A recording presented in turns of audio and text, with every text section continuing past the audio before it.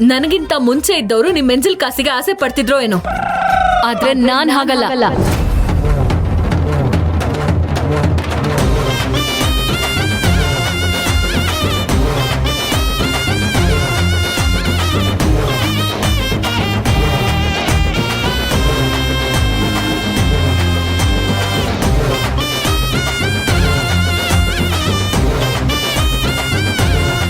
ಓ, ಇದಾ ಸಮಾಚಾರ? ಇದೆಲ್ಲ ನಮ್ಮ ಮದರ್ ಇಂಡಿಯಾ ಸ್ಕೆಚ್. ಅವ್ವ, ನೀ ಭಾರಿ ಅದೀಯಾ, ಅದಕ್ಕೆ ನನ್ನ ಕೈಯಾಗ ಬೊಕ್ಕೆ ಕೊಟ್ಟು ಕಳಿಸಿಯನ. ಓ, ಅದಕ್ಕೆ ಯೂನಿಫಾರ್ಮ್ದಾಗ ಹೋಗ್ಬೇಡ ಅಂತ ಹೇಳಿದಿ.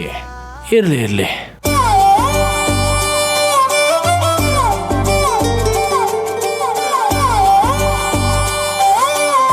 ಆದರೂ ಕೆಲವೊಂದು ಹುಡುಗಿಯಾರು ಫೋಟೋದಾಗ ರಾಣಿ ಇದ್ದಂಗಿರ್ತಾರೆ, ಆದ್ರೆ ಎದುರುಗಡೆ ನೋಡಕ ಗೂಬೆ ಇದ್ದಂಗಿರ್ತಾರೆ. ಆದ್ರೆ ಸಂಧ್ಯಾ ಫೋಟೋದಾಗ ಹೆಂಗೆ ಕಾಣಿಸಿದ್ಲೋ ಎದುರುಗಡೆನೂ ಅಷ್ಟ ಚಂದದಾಳ. ಅವ್ವ, ನಿನ್ನ ಟೇಸ್ಟ್ ಅಗದಿ ಬೆಸ್ಟ್ ಐತೆ. ಆದರೂ ಹುಡುಗಿ ಒಂದು ಸ್ವಲ್ಪ ಖಾರ ಅದಾಳ. ಹೆಂಗೆ ಧಮ್ಕಿ ಹಾಕಕತ್ತಾಳ. ಈ ದ್ರೋಣಂಗ ತಕ್ಕ ಸತಿ.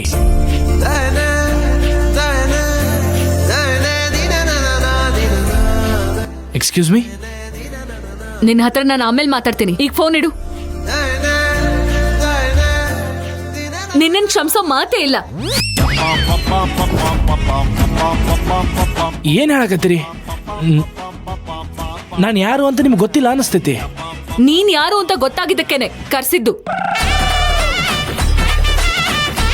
ಒಂದ್ ಹುಡುಗಿನ ಪ್ರೀತಿಸಿ ಮದ್ವೆ ಆಗ್ತೀನಿ ಅಂತ ನಂಬಿಸಿ ಹೆಣ್ ಕೇಳಕ್ ಬಂದಾಗ ವರದಕ್ಷಿಣೆ ಅಂತ ಮಾತಾಡ್ತೀಯಾ?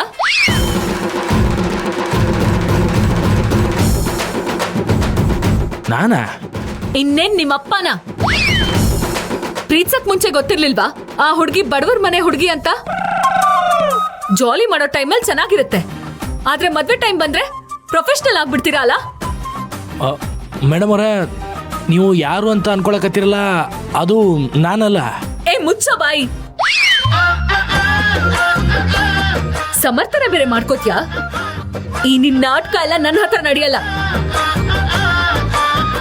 ಮರ್ಯಾದೆಯಿಂದ ಆ ಹುಡುಗಿನ ಮದ್ವೆ ಆಗ್ಬೇಕು.